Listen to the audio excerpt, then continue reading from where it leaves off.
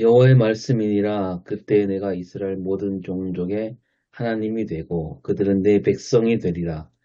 여호와께서 이같이 말씀하시니라. 칼에서 벗어난 백성이 광야에서 은혜를 입었나니 곧 내가 이스라엘로 안식을 얻게 하러 갈 때에라. 옛적에 여호와께서 나에게 나타나사 내가 영원한 사랑으로 너를 사랑하기에 인자함으로 너를 이끌었다 하였노라.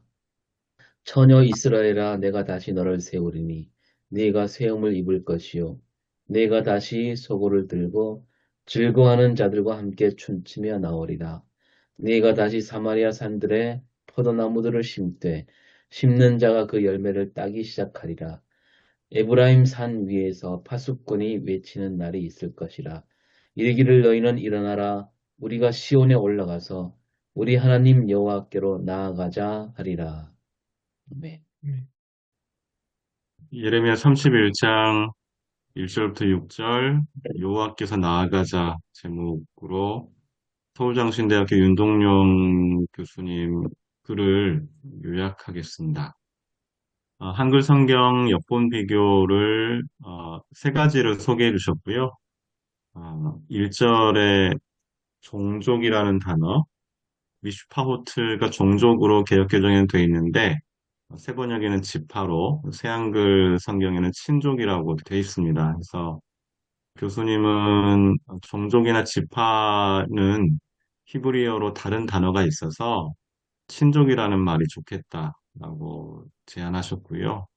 그리고 3절에 메라호크가 개역개정에는 시간의 개념, 옛적에 뭐 옛날에 뭐 이런 시간의 개념, 시간적으로 시간으로 먼 것을 소개하는데 새 번역과 새 한글에서는 공간적인 먼 곳으로부터 혹은 멀리서라고 돼 있는데요. 이걸 좀 같이 쓰면 좋겠다. 시간적으로도 공간적으로도 옛적에 멀리서부터 온 것으로 중의적으로 사용하면 어떨까라고 교수님은 제안합니다. 그리고 사절에서 소고를 들고 소구를 들고 개역개정과 새번역은 번역했는데 새한글에서는 뒤에 이제 사람을 처녀로 비유하는 부분이 나오는데 그 맥락에서 그리고 단어도 몸을 꾸미고라는 표현을 새한글에서는 더 보충했고 이게 적절하겠다라고 제안하셨습니다. 그리고 문학적 역사적으로 본문 읽기 구조 분석인데요. 먼저 문학적으로 읽기 하겠습니다. 예레미야 30장, 33장의 일부로서 31장이 포함되고 위로의 책이라고 별명이 있다고 합니다. 그리고 예레미야서 전반부는 심판과 재앙에 관한 경고라면 30, 33장은 장래 구원에 대한 약속이 표현되어 있다고 하고요. 30, 31장은 시로, 그리고 32, 33장은 산문 형태로 되어 있다고 합니다. 심판은 구원사의 일부분이다. 그러니까 심판이 마지막이 아니고 회복과 재건의 출발점으로 보자고 제안하고요. 31장은 예언자의 사자 문구라고 표현했네요. 예언자로서의 메시지의 이제 형태, 뭐 이렇게 직역하면 이런 말일 것 같은데, 여호와께서 이렇게 말씀하시니라 여호와의 말씀이니라와 같은 문구로 문단을 8개로 구성했다라고 합니다. 역사적으로 읽기는요. 예레미야 활동 초기 왕이었던 요시야는 북쪽 종교 중심지를 재건하는 등 북이스라엘에 관심이 많았다. 예레미야는 북이스라엘에 관심이 많은 아나도 땅 아비아달 가문에 속해 있었고 예레미야는 북이스라엘과 출애굽 광야 전통에서 성장했다고 합니다. 이런 표현이 이제 1절과 2절에 그대로 반영이 됐습니다. 이스라엘 모든 종족이라는 표현을 쓰고요. 광야에서 은혜를 입었다 이런 표현이 나오고 또 이제 마지막에서도 시온에서 에브라임이라는 표현이 나오고 이제 북이스라엘 남유다가 이 심판의 끝에는 시온에서 다시 만나게 될 것을 강조합니다. 신학적 명상적으로 본문 읽기.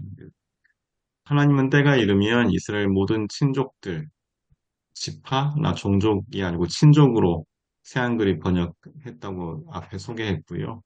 모든 친족들을 회복시키시고 하나님이 그들의 하나님이 되고 그들은 그의 백성이 되리라 선언하십니다.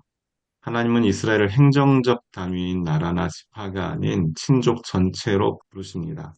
이스라엘 백성의 처지는 출애굽 당시 애굽과 가나안 사이의 광야에 있던 모습과 같습니다. 하나님은 모세에게 출애굽 백성을 친족 단위로 세워 오타가 있네요. 세워 재편하라고 명령하셨습니다. 하나님은 먼 곳으로부터 오셔서 그들을 사랑과 자비로 인도하셨습니다. 옛적부터 흔들리지 않는 하나님의 성품입니다. 앞서서 메라호크를 옛적에와 먼 곳으로부터 그러니까 시간적인 개념, 공간적인 개념을 동시에 쓰자고 제안했는데요. 이게 이제 그 교수님이 먼 곳으로부터 오셔서 옛적부터 흔들리지 않는 하나님의 성품 이 두 가지로 해석을 하셨습니다. 하나님은 이스라엘을 처녀 이스라엘이라 부르신다. 하나님은 처녀 이스라엘과 관계 회복을 원하신다. 내가 다시 너를 세우리니 네가 세움을 입을 것이요. 이런 표현이 있고요. 또 히브리어 바나는 건설하다, 세우다는 뜻으로 재건뿐 아니라 관계의 회복을 의미한다고 합니다. 처녀 이스라엘로 세우신다라고 되어 있는 그 바나가 건설과 세움뿐만이 아니고 관계 회복의 의미가 더 있다고 교수님은 설명하십니다. 5절에서는 5절에 이제 심는 자가 그 열매를 따기 시작하리라 이 표현이 있는데요. 여기 이제 과거 사마리아 경제 활동의 불평등과 비윤리성을 지적하면서 회복된 세상에서는 땅에서 경작하는 자가 심는 자가 열매를 따기 시작하리라 이 회복의 말씀이라고 설명하시고요. 그 아합의 시대에 포도원을 빼앗긴 나봇 이야기를 합니다. 나봇은 자기가 심은 열매를 따지 못했던 북이스라엘의 경제적 부정의를 지적한 것이고, 근데 그게 사라질 것이고, 이 불편부당한 경제 부정의, 분배의 문제가 없어질 것이다. 라고 이야기합니다. 그 31장에 그 여호와 하나님과 이제 파수꾼의 서로 대응으로 구조를 보는데요. 그걸 더 설명하십니다. 과거 여로보암은 북이스라엘 사람들이 남쪽으로 내려가지 못하도록 경계를 세워 감시하였는데 한때 그때 감시자 역할을 했던 파수꾼이 이제는 시온에 올라가 하나님께 나아가도록 독려하는 사명을 감당하게 되었다고 합니다. 파수꾼은 감시자에서 복음 선포자로 역할이 전환됩니다. 이제 에브라임 사람들, 북이스라엘 사람들은 예루살렘에서 유다와 한 백성이 되어 하나님께 예배드리게 될 것이라고 이게 이제 예레미야의 예언입니다. 본문 주석의 설교 적용은 앞에 이제 설명을 반복해서 정리해 주셨고요. 역시 이제 설교 본문도 설교 내용도 이 주석에 충실해서 그 주석을 따라서 이제 설교 원고를 써주셨습니다. 그래서 다시 반복하지 않아도 될 것 같고요. 제 질문인데요. 설교 준비를 하는 제 질문을 세 가지로 정리했습니다. 하나님의 심판은 결국 북이스라엘과 남유다가 시온에서 하나가 되는 회복의 시작으로 예레미야는 설명하는데요. 하나님의 심판으로 북이스라엘과 남유다가 하나로 재건되며 우상을 멀리하고 하나님의 관계가 회복되며 경제적 정의가 실현될 것입니다. 이러한 예레미야의 예언은 이게 이제 제 질문인데 이게 교회를 향한 설교인가 아니면 교회가 세상 혹은 국가 공동체를 향해 설교해야 할 것인가? 이 질문 속에 이제 그 예레미야 속에 파수꾼이 누구인가 하는 질문하고도 질문이 될 것 같습니다. 파수꾼이 뭐 교회의 설교자인가? 혹은 교회의 목사 같은 사람인가? 아니면 교회가 파수꾼인가? 교회가 파수꾼일 때와 교회에서 일하는 사람이 파수꾼일 때가 좀 다르지 않나 생각이 들었고요. 예레미야의 예언과 이 31장 1절 6절에 있는 예레미야의 예언이 예수의 부활을 어떻게 또 설명할 수 있을까? 부활주일이니까요. 이게 어떻게 접목할까?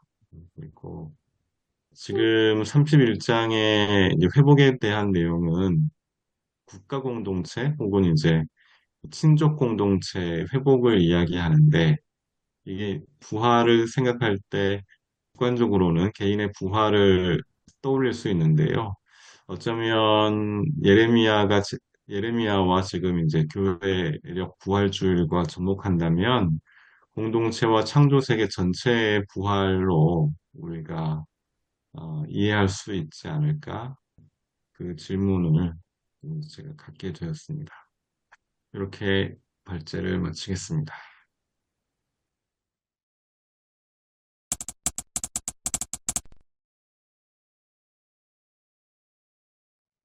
그러면 먼저 첫 번째 김영기 목사님께서 질문해 주셨던 이러한 예레미야의 예언은 교회를 향한 설교인가?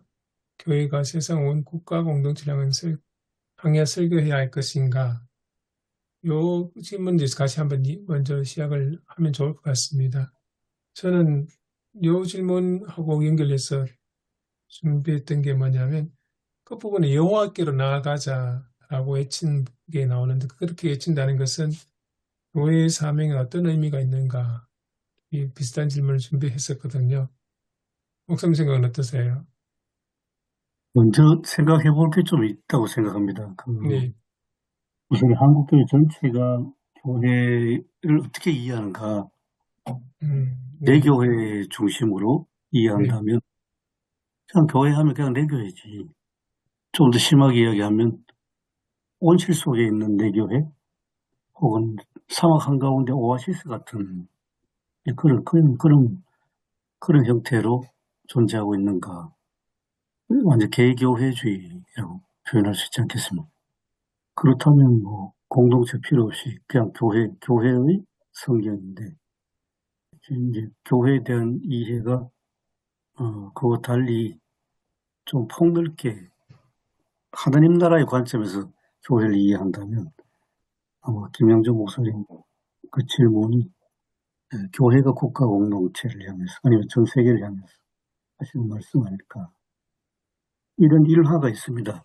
이제는 뭐 세상 떠나셨기 때문에 1970년대 말인가 80년대 초반에 신학생들이 남한산성에 계시는 한경진 목사님을 찾아갔습니다.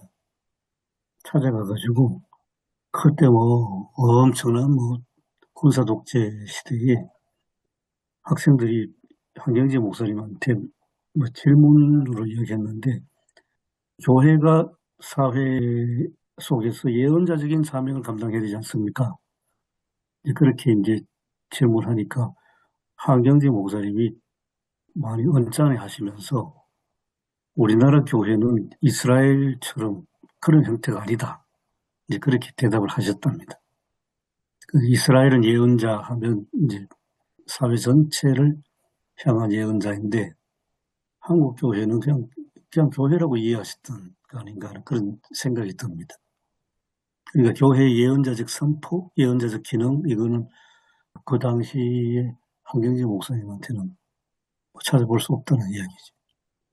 그 한경지 목사님이 그러셨다는 게 뭐 충분히 짐작이 되고요. 그 목사님 견해를 따른다 할지라도 한국교회가 그럼 한국교회를 향해서 그 교회 안에서 예언자적 사명을 감당했는가? 그것도 전혀 아니지 않을까요? 그냥 뭐 주로 이제 개인 신앙에 대한 식으로 풀어서 설교를 했지. 교회 전체가 우리가 교회 안에서 하나님 뜻을 이루어가는 거 그런 것도 전혀 안 하지 않았을까? 안 한 교회가 우리 한국 교회가 아닌가? 지금도 뭐 모든 설교, 웬만한 설교 초점이 다 하나님과 자기와의 관계에 초점이 맞춰져 있지. 교회 전체에 대한 얘기는 없지 않습니까? 교회를 향한 설교만 하더라도 저는 필요하다고 생각합니다. 네네. 예, 그런 점에서. 그러면 질문하신 김영준 목사님은 어떤 생각이신지 궁금하네요. 저는, 네, 둘 중에 하나를 고르라면, 교회가 설교의 주체라고 생각합니다.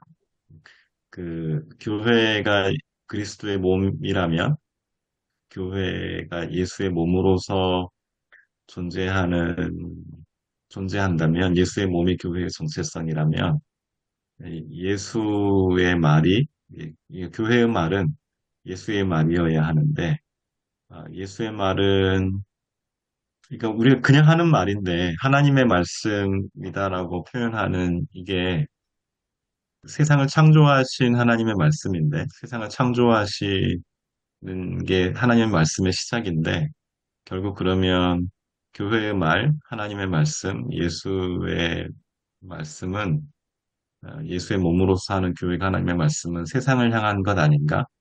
세상을 창조하는 이야기 아닌가? 저는 그렇게는 생각합니다. 물론 여기에 이제 그 방법으로 혹은 전술 혹은 전략으로 교회가 이제 교회 한 명 한 명이 또 그 하나님의 말씀을 담지한 제자여야 하니까 당연히 또 이제 한 명 한 명이 하나님의 말씀을 지닌 사람으로 태어나는 어떤 변화가 교회 안에서 있는 게 요청된다고 생각하고요. 또 그렇게 보면 둘 중에 하나를 딱 가르는 건 또 아니지 않나 싶기도 하고요. 제 생각엔 그렇습니다. 우리가 요한복음 많이 폴페타에서 했는데, 요한복음 1장부터 나온 거 보면, 하나님과 함께 세상을 창조하신 로고스, 말씀, 또 그 말씀으로 만물이 창조됐다면, 하나님 말씀은 우주적인 거 아니겠습니까? 하나님이 세상을 이처럼 사랑하사 하셨을 때, 그 세상도 코스모스 아니겠습니까? 그죠? 우리가 생각하는 개교회는 결코 아닌 것 같고, 그런 맥락으로 오면 2번, 3번 질문 연결되는데, 부활도 예수의 혼자 개인 부활이 아니고 우주적인 창조고 하나님 창조 질서가 회복되는 사건이고, 그래서 저는 한국교회 저 자신도 한번 되새겨 인물 들어보는데, 예수님이 십자가에 달리신 게 그냥 자기가 어떤 로마 제국의 법을 거슬려 가지고 처형당한 개인적인 차원의 죄가 그 십자가가 아니고, 그 예수님이 십자가로 말미암아 내 죄를 사하셨다는, 그거는 굉장히 우주적인 이해인데, 그런데 부활에 들어가면 부활은 우주적인 이해는 별로 없고 그냥 예수님 역사적으로 그분 다시 살아나셨네, 그걸로 멈추고 있는 게 아닌가 하는 그런 생각이 들거든요. 저는 그 예수의 성육신, 십자가, 부활 이런 게 굉장히 어떤 하나님의 창조 질서 회복 속에 함께 움직이는 거대한 사건으로, 특히 에베소서 같은 경우를 봐서도 저는 하여튼 그렇게 이해가 되거든요. 참 하나 더 있네요. 동방정교회의 교회를 너무 분명한 것 같습니다.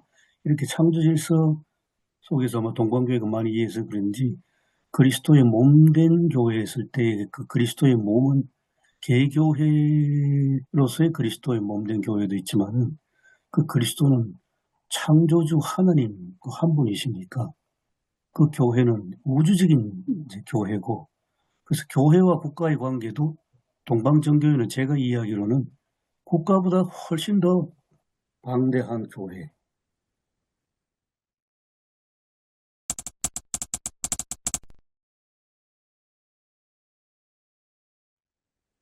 저기 오늘 본문의 내용으로 좀 부활과 관련해서 좀 들어가 보면요. 그럼 이제 그 목사님 질문하고도 이제 다음에 연결되겠지만, 이게 그 에레미야 말씀이 어떻게 부활과 연결시킬 수 있겠는가? 이게 이제 우리의 이제 중요한 이제 연결을 찾아야 된다고 보는데요.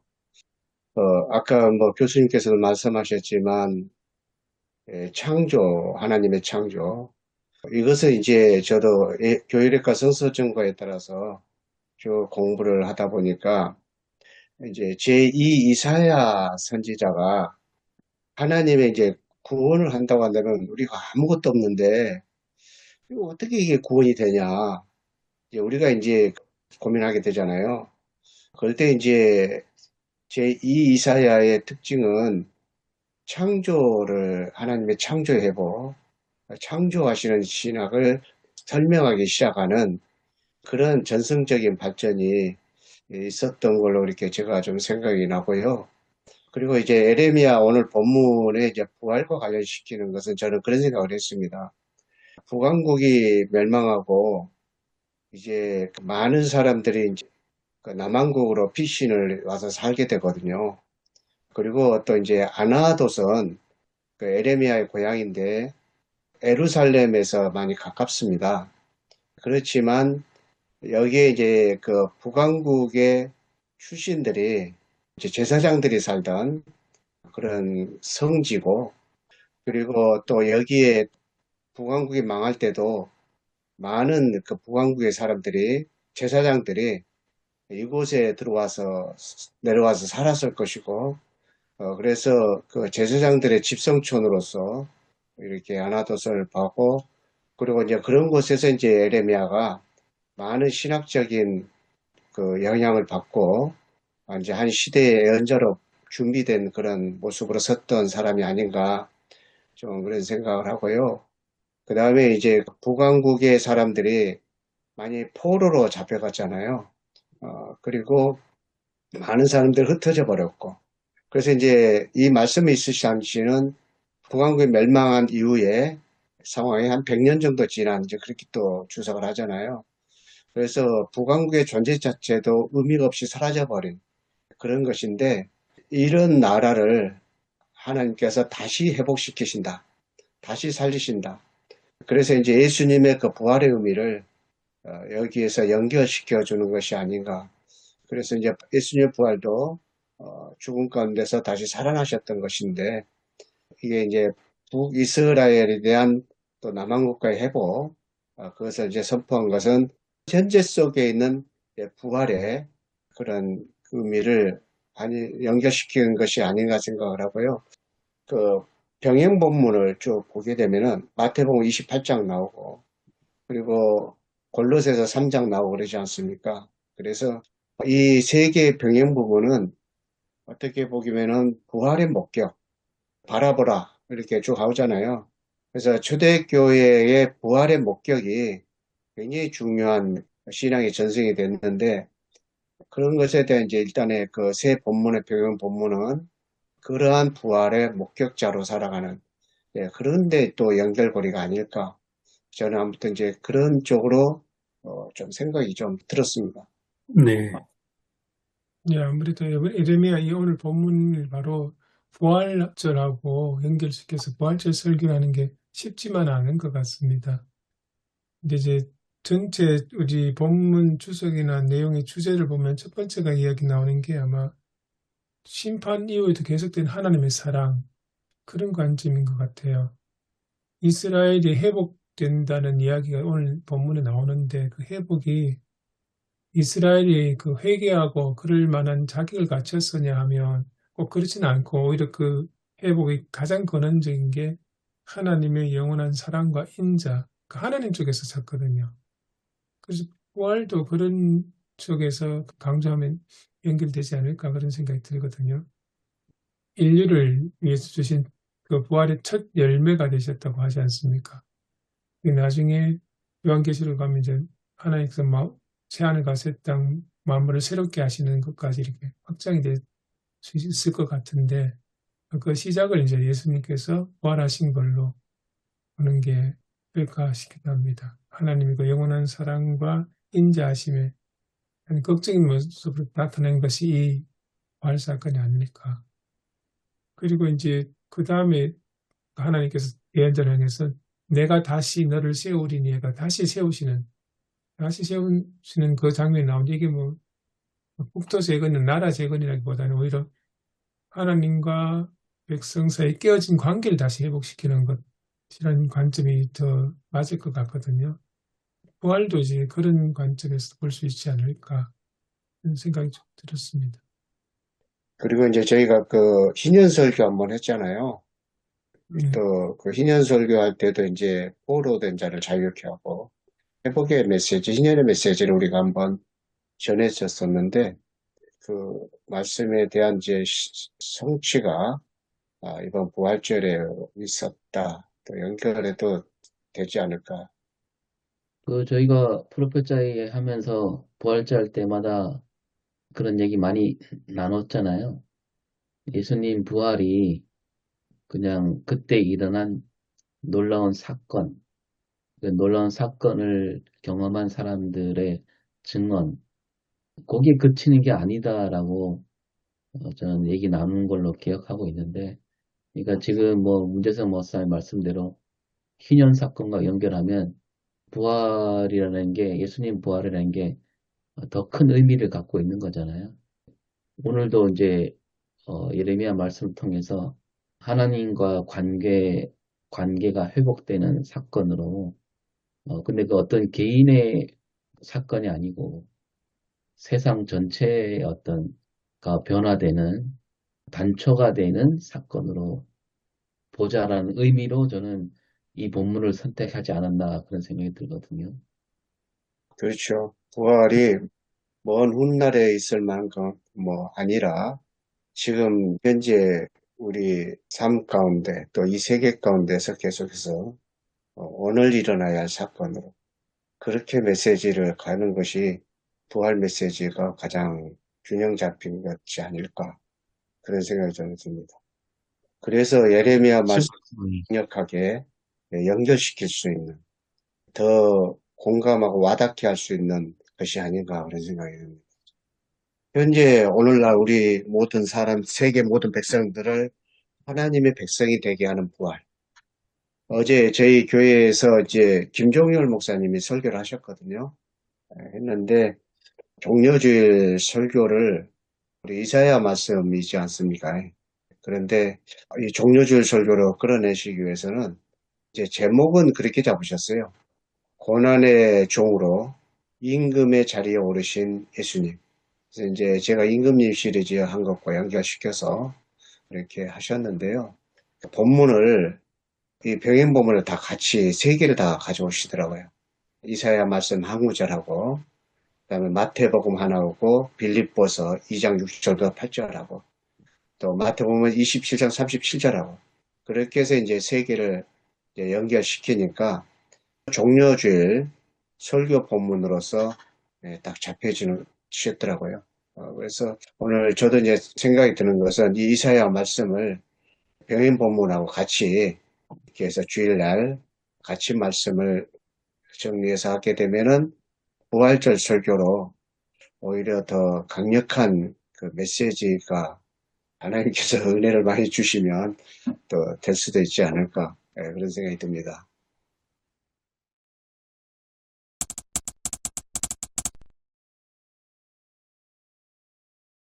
근데 그 다음을 생각해 보면 결국은 예수님의 부활은 생명 부활이고 그리고 사망 권세를 깨뜨린 부활이지 않습니까?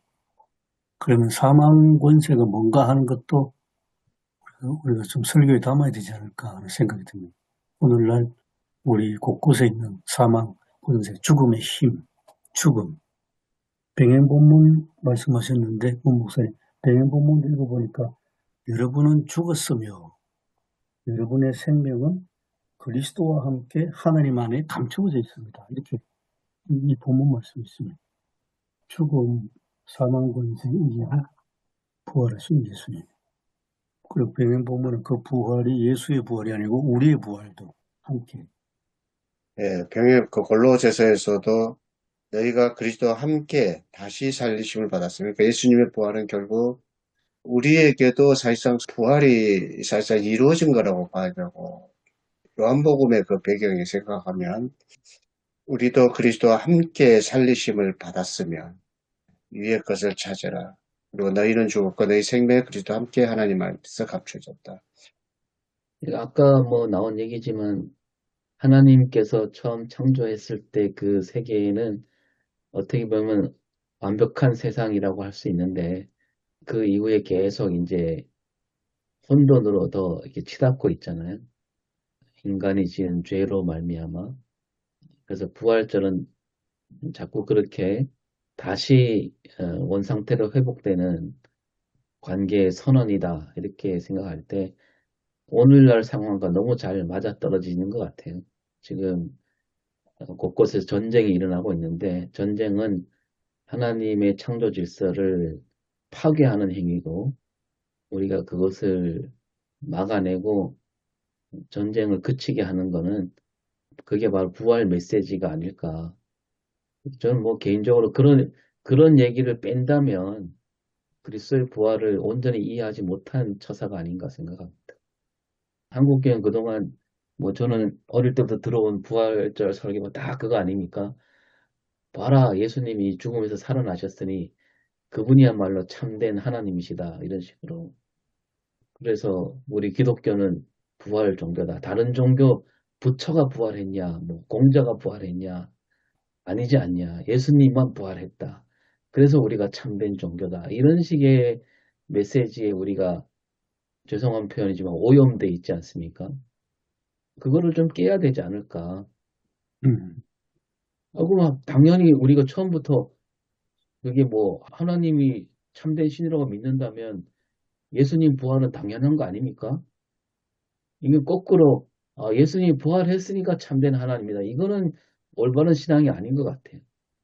우리가 창세기 초반에 하나님이 우리 창조주다라고 믿었으면 예수님 부활은 그냥 당연히 이어지는 건데 그게 막 뒤섞여 갖고 이상한 잘못된 신앙이 너무 뿌리 박혀 있는 것 같아갖고. 부르마르트를 빌려오면 그 예수 그리스도는 부활하신 그리스도는 예수는 생명의 근원이신데, 근데 독일 사람들도 뭐랄까요? 예수 그리스도를 뭐 생명의 근원으로 그렇게 믿기보다는 기독교라는 종교를 창시한 사람으로 그렇게 이해하고 있는 데서 질타를 했거든, 비판을 하고. 그러면서 19세기 상황에서는 그 기독교라는 종교의 이름과 종교의 힘으로 다른 아시아나 아프리카 선교 이름 들어가니까 당연히 제국주의에 편성하는 그런 종교가 될 수밖에 없지 않습니까? 만약에 오늘날도 오 목사님 말씀하신 전쟁이 기독교가 대 아랍 종교 사이의 어떤 대립이란 그건 완전히 오판하는 것 같아요.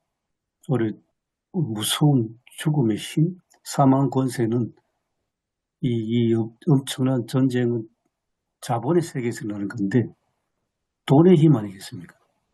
뉴스에도 곳곳에서 나온 게 뭐 미사일 한 발에 뭐 얼마짜리다 계속 이런 뉴스가 막 나오는데 결국 돈으로 전쟁하는 거예요. 머릿속에서 정리는 잘 안 되지만 그냥 말하면서 정리를 해보는 걸 시도해 보려고요. 저를 위해서. 교수님 사망 권세라고 표현하신 게 우리가 이제 심장이 멈추고 어떤 사람의 심장이 멈추고 뇌가 멈추는 그 사망 권세라기보다 누군가를 죽이는 세상을 해치는 그런 권력이 이제 아마 사망 권세 아닐까 싶은데요. 예, 힘이, 이게 이제 파워. 그 지금 예레미야가 처한 상황 그리고 병행 본문에 있는 마태복음의 상황 이게 양태는 이게 시대도 다르고 조금 모양은 다르긴 하지만 뭐 비슷하지 않나. 그러니까 예레미야가 지금 맞닥뜨린 사망 권세는 바빌로니아 제국이고 그리고 마태 공동체, 마태복음이 기억하고 있는 사망 권세는 마태복음 24장에 먼저 나온 AD 70년에 예루살렘의 파괴, 예루살렘 파괴한 로마 제국일 수 있어서 예레미야와 마태복음을 우리가 병행 본문으로 엮고 그리고 사망 권세를 옛 바빌로니아 제국 그리고 옛 로마 제국으로 볼 수도 있지 않을까? 네. 그 생각 들고요. 그럼 그 사망 권세를 이긴 것이 부활이다라고 할 때는 그 사망 권세 제국들이 파괴하고 있는 제국들이 파괴하고 있는 사람들의 억울함, 파괴하고 있는 세상이 다시 회복될 거야. 그게 부활이야라고 이야기할 수 있지 않을까? 그리고 마태복음 28장에 이제 이어지는 그 부활 목격 마리아와 막달라 마리아의 부활 목격담 이후에 이어지는 이야기가 소위 말하는 선교 명령인데, 저는 이제 1차적으로 이걸 선교 명령으로 이해하기보다 역시 이제 유대 땅 안에서 살지 못하고 여기저기 흩어져 버린 우리 이제 문대선 목사님께서 여러 차례 그 마태의 자리가 시리아라고 이야기해 주셨는데, 여튼 시리아를 비롯한 여기저기 ht어져 버린 사람들에게 부활하신 예수께서 함께 하신다. 세상 끝날까지 너와 함께 한다. 마태복음 앞부분에서는 예수의 오심으로 임마누엘 하나님, 예수의 탄생으로 임마누엘 하나님, 하나님 함께 하시는 걸 확인했다면, 마태복음 28장은 예수의 부활하심으로 임마누엘 하나님을 확인하는, 그래서 어느 시대를 살고 있든 어느 공간을 살고 있든 그 시대와 그 공간을 회복시키는, 다시 창조 세계를 그리고 사람들의 암담한 상황을 살도록 해주는, 다시 부활한 일상을 살게 해주는 그 약속이 그 예레미야와 마태복음 속에 담겨 있다라고 이해할 수 있지 않을까? 지금 제가 좀 말이 왔다 갔다 하는 것 같은데, 저를 위해 정리하기 위해 한번 말을 해보았습니다. 지금까지 이야기한 것 중에 많이 이제 정리가 돼서 말씀해 주신 것 같아요. 동의가 됩니다. 부활은 또 이런 의미로도 생각할 수 있다 싶어요. 하나님의 절대 능력. 하나님의 절대 능력이 우리 가운데 이제 오신 또 우리가 그 하나님의 절대 능력으로 살게 된 사람들. 그렇지 않는가 싶고요. 그런데 이제 그 하나님의 절대 능력은 과연 어떤 것 쪽에서 왔느냐라고 했을 때는 십자가의 죽음. 십자가의 죽음은 어떻게 보면은 로마라는 권력이 있었고 큰 나라, 큰 제국에 대한 권력이 있었지만 그 앞에서 예수님께서 하셨던 방식은 무기력하게 대하셨던 거예요. 어떻게 보면은 빈손이라고도 할 수 있겠고요. 그래서 무기력하게 빈손으로 오직 하나님만 의지하고 나갈 때에 하나님의 절대 능력이 이 세상에 오셨고 우리에게 임했고 그것이 바로 이제 그 예수님의 부활이 사실상 지금까지 인류 역사 속에 미친 일들이 어마어마했는가. 이제 그렇게 또 가는 것도 어떤가. 그런 생각이 좀 들긴 합니다. 사망 권세를 깨뜨렸다는 말은 그 죄로 말미암은 죽음의 힘을 깨뜨렸다는 걸로 이해할 수도 있을 것 같습니다. 그 말은 이제 죄란 것이 그냥 수상적이 아니고 죄는 항상 사람 마음을 지배하려고 한다고 보고 그러면 그 죄가 권력자, 이제 AD 70년 생각하면 로마 제국의 권력자의 마음에 지배하는 힘이 된다면 그 로마 제국의 그 힘이 하여튼 엄청난 이제 마사 전투 이스라엘을 그 당시 유대를 이제 초토화시켜버리는 엄청난 이제 전쟁으로 몰고 갔는데 뭐 그게 이제 오늘날 우리 어떤 전쟁 상황과 그냥 거의 뭐 같은 양상이라고 봐도 되지 않을까 하는 그런 생각이 들었습니다.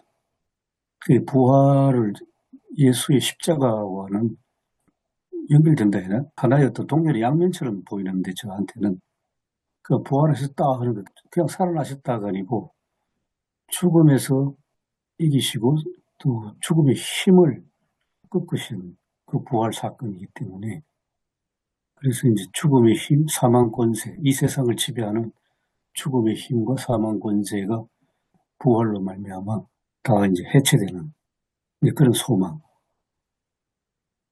저는 바라기를 이번 부활절에 한국 교회를 비롯해서 전 세계 교회가 이런 시기에 같은 목소리로 이 전쟁 반대, 전쟁을 끝내라고 멈추라고 세계 모든 교회 강단에서 똑같은 그런 메시지가 동시에 흘러나오면 얼마나 좋을까 그런 생각이 듭니다.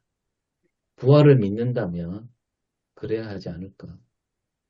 뭐 교회하고는 연결 지을 수 없겠습니다. 그런데 뉴스에 보니까 전 세계 3,200곳에서 전쟁 반대 시위가 났습니다. No Kings. 왕은 없다. 그래서 이제 어저께도 이제 김종일 목사님 설교하실 때도 예수님은 고난의 종으로서 임금의 자리에 오르셨는데 세계 지금의 우리 큰 나라들은 무력으로, 힘으로, 군사력으로 임금의 자리에 오르려고 하는 그런 세상에 대해서 굉장히 직설적으로 비판을 하시는 아이고, 바로 공감 있는, 연결하셨네요. 공감 있는 그런 설교를 음, 이렇게 하셨습니다.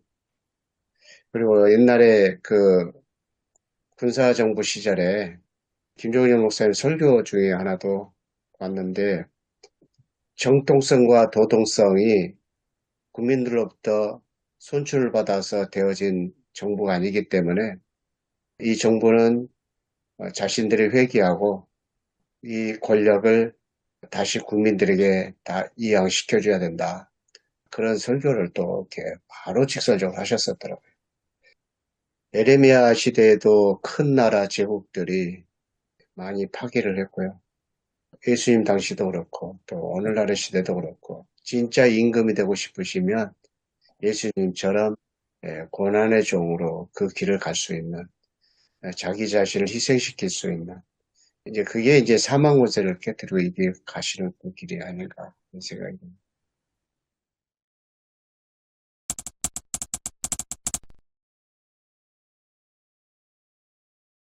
오늘 본문에 보면 4절이나 5절인데 보면 춤추는 젊은 여자 이스라엘 나오고 작은 부, 포도원, 수학 이야기 쭉 나오지 않습니까? 이런 면에서 볼 때 하나님의 회복, 또 부활과 연관시켜서 생각해 볼 때 그 부활을 내면화시키고 영적으로만 이렇게 해석하는 것은 조금 조심해야 되지 않을까. 오늘 여기 나오는 그 하나님의 회복 자체가 내면화된 그런 각성이나 이런 쪽이 아니고 구체적으로 언급되는 상징적인 표현들을 통해서 나타나지 않습니까? 그런 것도 한번 좀 생각해 볼 필요가 있지 않을까 그렇게 생각이 듭니다. 그게 이제 좀 분명하게 표현했는데, 내면화했다는 것은 부활이 없다고도 그 주장하는 사람들도 그 사람들이 그렇게 이야기하지 않나 싶거든요. 죽었다고 사람이 어떻게 살아나느냐. 그 영적인 부활이지. 그러니까 좀 구체적으로 설명하는 그쪽 사람들 그 주장은 죽은 사람이 실제로 잘 살아나는 것이 불가능한데, 그저 평상시에 예수가 살아계실 때에 예수의 가르침이 제자들 가슴 속에, 마음 속에 남아 있어서, 교훈으로 남아 있어서 그 가르침을 계속 이제 전파하고 살아가는 그 제자들이 오늘날 기독교 되지 않느냐. 이제 그런 소위 불트만식 주장이지요. 그런데 아까 오성일 목사님 말씀에 저는 이제 잘 동감하는 게 우리 경우가 아니고 역시 독일입니다. 독일 같은 경우에는 부활절이 기념일이 되는 거예요. 해마다. 예수가 다시 살아나셨네. 만세하고. 근데 그거는 그냥 기념일이지. 어떤 나의 부활하고는 전혀 상관없이 골로새서 그 말씀하고 상관없이 그냥 뭐 빵빠레 울리고 뭐 거대한 찬양하고 나팔 불고 이제 그걸로 기념절로 끝내는 부활. 이거는 이제 그냥 하나의 히스토리적인 의미라고 역사 속에서 그냥 한번 사건이 있었던 거고 딱 이제 그걸로만 이제 국한시켜버리는. 이제 독일의 경우, 교의 경우였습니다. 저는 2014년 그 세월호 참사 이후에 부활 설교가 되게 어려웠어요. 그래서 가족들을 만났을 때 세월호 가족들을 뭐 간접적으로 이야기를 듣든 뭐 직접 만나든 참사로 아이를 잃은 굉장히 끔찍한 그 죽음의 과정을 직접 목격한 건 아니지만 배가 침몰하는 것을 목격하면서 아이들이 죽어가는 것을 본 기독인 부모들이죠. 기독인 부모들에게 이 부활에 관한 교리가, 부활에 관한 선포가 전혀 이렇게 그 작동하지 않았어요. 이해할 수 있잖아요. 그러면 우리가 가지고 있는 부활에 관한 이야기가 뭔가 충분하지 않다라고 생각했었어요. 본래 부활의 의미를 너무 우리가 축소시켰기 때문에 부활이 어떤 이에게는 어떤 극단적인 상황에 처한 사람들에게는 대단히 무용한 말일 수 있다라고 생각했었고요. 그러면 부활을 어떻게 설계해야 할까? 이게 저한테 이렇게 잘 모르겠어서 아마 몇 년 설교 잘 못했던 것 같고, 그 외부, 항상 부활주일마다 외부의 이제 설교자를 모시기도 했었고요. 근데 저는 오늘 그 예레미야 이야기 되게 반가운 게, 뭐 이제 큰 우주적인 그리고 정치적인 뭐 이런 이제 부활과 함께 경제적인 부분을 이제 저는 이제 사실 그냥 운유적인 부분 말로 이제 지나갔었는데 주석하신 교수님이 5절을 조금 더 강조해 주신 게 좀 반가웠어요. 사마리아 산들에서 포도나무를 심고 심는 자가 그 열매를 따기 시작할 것이다. 새 한글에서는 따고 맛볼 것이다 라고 표현되어 있고, 제가 이제 제가 가지고 있는 다른 번역에도 딴다라는 표현보다 맛본다라고 되어 있네요. 그냥 열매를 따는 거는 그냥 노동을 하고 먹지 못할 수도 있는 거니까, 그 모르는 건데, 맛보다라는 말이 들어가야 될 거는 같고요. 근데 새 한글이 반영을 했고, 제가 다른 번역에도 이제 맛보다라는 표현이 있어서, 이게 이제 경제 정의에 관한 부분이어서, 이 부분, 경제 정의의 회복, 그리고 땅을 갖지 못한 사람이 다시 땅을 갖게 되는 거, 일하고 싶은 사람들이 일하고 그 결실을 맺게 되는 거, 그렇지 않은 상황에서 그렇게 되는 거, 이 또한 부활이라고 말할 수 있지 않나? 이게 이제 뭐 요새 이제 어떻게 보면 정치적인 것보다 경제적인 게 담론에서 사람들이 관심에서 더 중요한 거니까 뭐 이런 거가 부활과도 연결될 수 있겠구나라고 생각 좀 하게 됐습니다. 저 또, 목사님께서 그 경제적인 걸 이야기하셔서 왜 그러셨을까 생각이 전혀 안 나더라고요. 그래서 한번 물어보기로 싶었었는데요. 이제 뭐 그렇게 보면 경제적인 것과도 연결시키도 있겠다 싶긴 하는데 일단은 본문적인 배경을 보게 되면은 경제적인 것보다도 이스라엘이라는 친족 공동체 거기에 대한 그 회복의 메시지는 일단 에레미야는 더 중심이 아닌가 저는 이제 그런 생각이 좀 들기는 하거든요.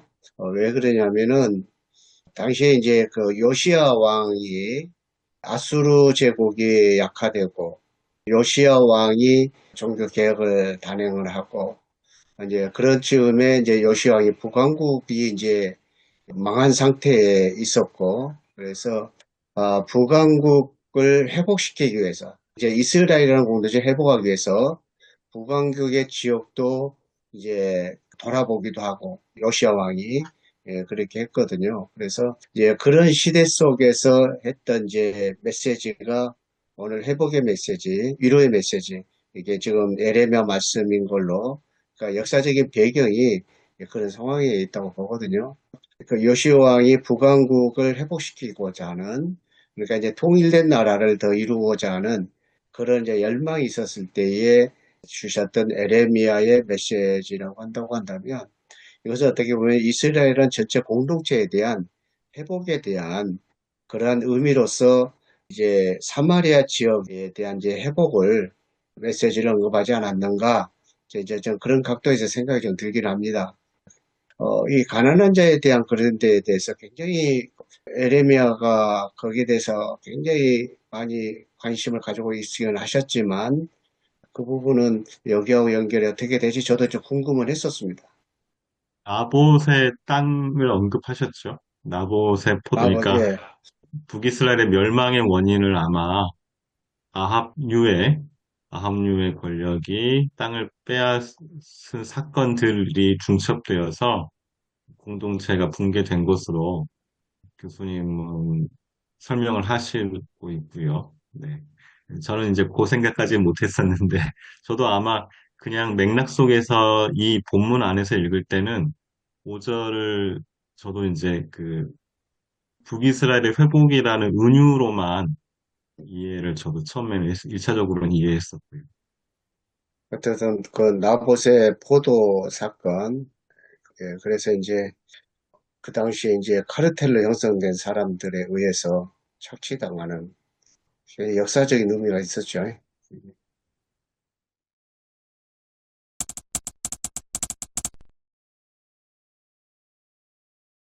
예레미야 본문 가지고 부활절 이야기를 많이 했었는데, 그러면 목사님께서는 어떻게 부활절 설교를 생각하시는지, 구상을 하실 것인지, 그 이야기를 좀 나눠주시면 좋겠습니다.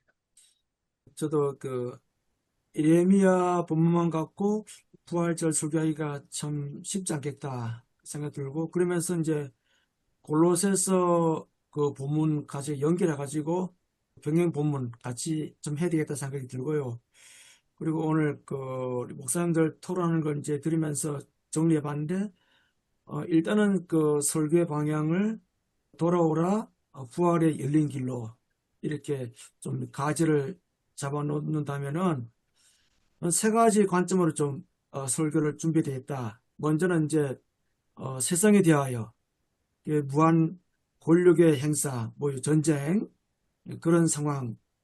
그다음에 이제 교회에 대해서 아까도 우리 김영주 목사님이 이제 첫 번째 문제를 제기해 주셨는데, 교회에 대해서도 여호와께 나아가자. 하나님이 없는 사망 권세 아래 놓인 교회의 모습 한번 생각해 보고 싶고, 그 다음에 이제 세 번째는 우리 그리스도인에 대하여, 그러니까 먼저는 세상에 대하여, 교회에 대하여, 그 다음에 우리 그리스도인에 대해서 본다면은 땅의 것을 생각한다. 물론 이걸 이제 내면화 시키기 쉽지만, 이거는 내면화가 아닌 하나님이 없는 우리 그리스도인의 모습.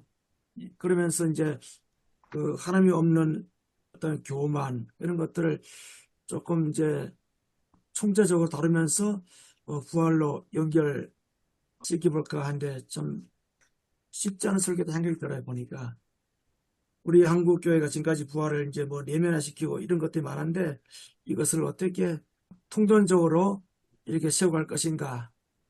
좀 시골에서 그 쉽지 않지만서도 굉장히 한번 고민을 해봐야 될 생각 들어요. 보니까. 부활의 그 참 현재화를 이야기하셨을 때 그 나사로를 살리실 때 그랬잖아요. 마르다가 뭐 어느 날 그런 일이 일어나겠죠. 그랬지만 예수님은 아니다. 지금 그 일이 일어나는 일이다. 그래서 예수님께서 그 부활과 생명은 현재에 있을 그러한 사건으로 그것도 연결해도 되지 않는가 싶습니다. 저도 제목 잡기가 참 굉장히 어렵습니다. 그래서 부활과 저는 또 임금님 시리즈로 그래서 또 목격 나타남 어떻게 좀 제목을 잡아야 되는지 좀 난감을 합니다. 그렇지만 부활 사건 에레미야를 연결시켜 준 것은 부활의 의미를 더 살려낼 수 있는 그런 좋은 연결은 아닌가 그렇게 저는 생각이 좀 들고요. 또 많은 생각을 또 넣어주니까 아직 더 고민하게 하는 것은 생각을 계속 하게 하니까 그것도 좀 좋은 것 같고요. 교회가 성서정거에 따라서 그 본문들을 했을 때 이렇게 툭 던져주는 것은 우리를 더 발전시킬 수 있는 그래서 좋은 것 같고 오성일 목사님도 이야기했지만 지금 전 세계의 상황, 전쟁의 상황을 또 교수님께서 사망 것에 말씀하셨고 그래서 그런 문제들 같이 좀 이렇게 함께 용해시켜서 같이 연결시켜야 될 것이 아닌가 그런 생각이 듭니다. 그렇지만 아무튼 제목 잡기에는 조금 많이 좀 더 생각을 해야 될 것 같아요. 부활 이해의 또 다른 참, 저 나름대로 저도 참 좀 고통이 있었는데요. 아까 김영준 목사님 말씀하신 세월호 사건. 원래가 11주년 아닌가 싶은데, 세월호가 4월달이죠. 4월 16일인데, 그 장신대 학생들이 그 이후에 계속 정기적으로 팽목항에 순례라고 봐야 되겠는데, 가기도 하고, 그러는 중에 이제, 그때 신대원 학생이었는데, 이제는 뭐 세월이 흘렀습니다. 이름도 또렷하게 기억하는데, 전이루라는 그때 신대원 사방의 학생이 세월호 합창단을 만들었습니다.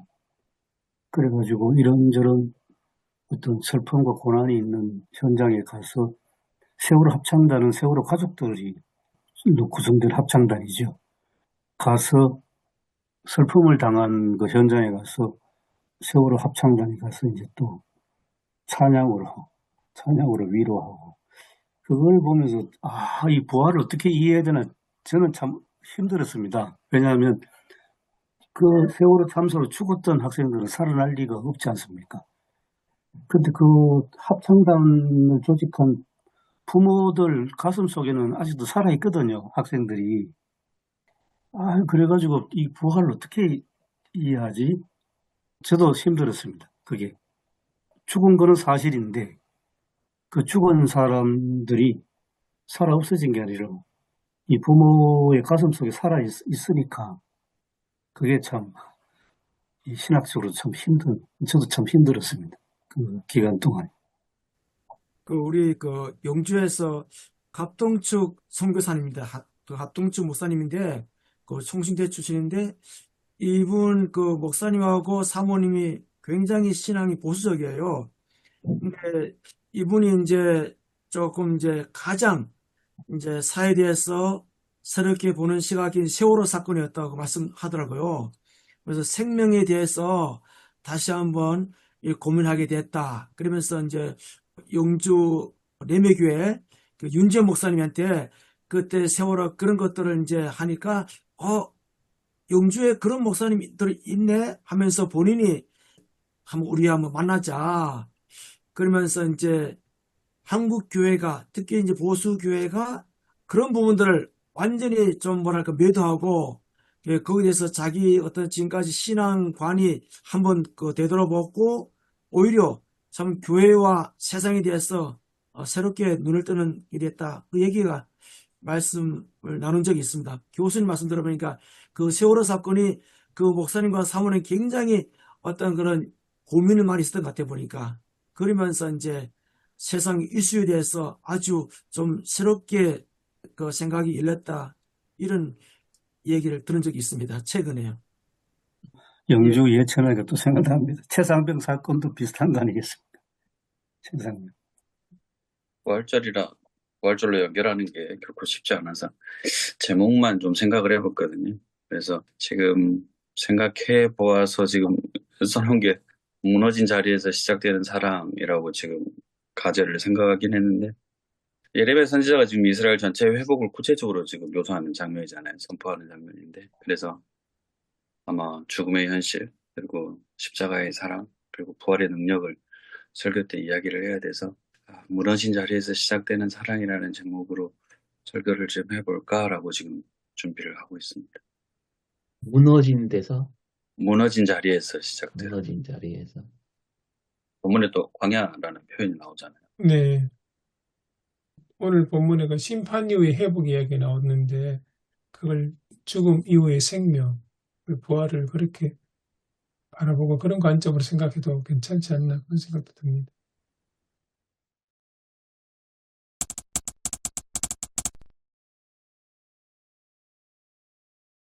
부활하신 예수를 생각합니다. 예수께서 부활하신 것처럼 우리가 모두 지금 여기에서 부활하게 해주세요. 우리 교회가 부활하게 해주세요. 교회가 세상을 향해 부활을 말할 수 있는 그리스도의 몸으로 부활하는 기적과 신비가 우리의 현실이면 좋겠습니다. 우리 모든 교회들을 살피시고 우리의 몸을, 우리의 마음을 지키소서. 예수 이름으로 기도드립니다. 아멘. 네. 아멘. 감사합니다. 감사합니다. 고맙습니다. 감사합니다.